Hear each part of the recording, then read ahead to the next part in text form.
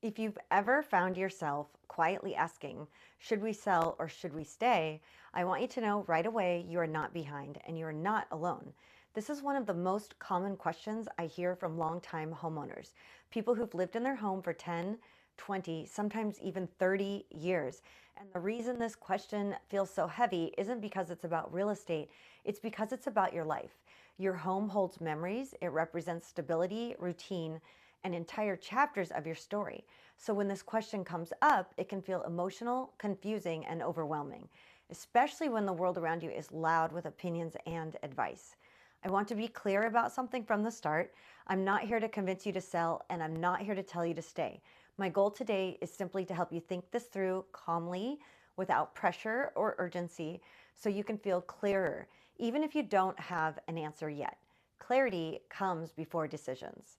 So why is this decision feeling so hard? Most people assume this should be a logical decision.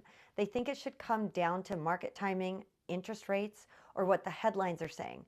But in reality, this decision is emotional, even for very practical people.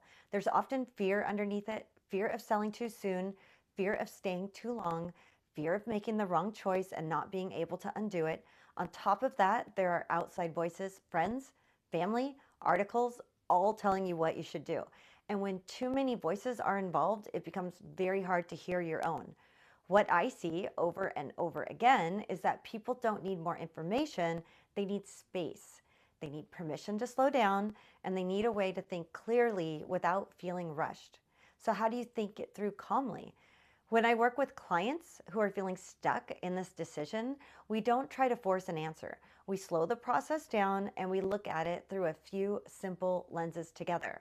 The first is lifestyle. This means asking whether your home still supports how you actually live today, not how you lived years ago, but now. This can include things like maintenance, layout, stairs, distance to daily needs, or how much energy it takes to care for the home. None of this means something is wrong. It simply helps bring awareness. The second lens is financial reality, not market noise. This isn't about predicting the market or trying to time things perfectly. It's about understanding what staying really costs long term and what selling could create in terms of flexibility. Often, the biggest benefit isn't about maximizing price, it's about options and peace of mind. And the third lens is emotional readiness. This is the part people skip, but it matters deeply.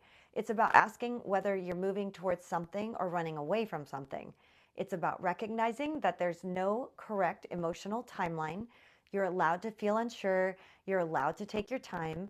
When you look at this decision through all of these lenses together, clarity starts to form, even if the answer isn't obvious yet.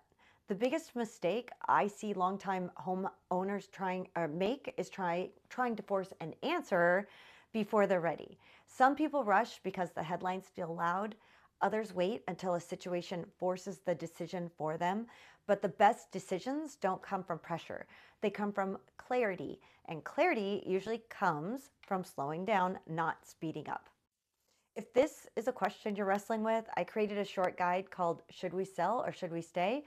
It's a calm decision framework designed specifically for long-time homeowners who want clarity without pressure. And if talking it through would be helpful, I'm always happy to do that. You don't need to decide anything today.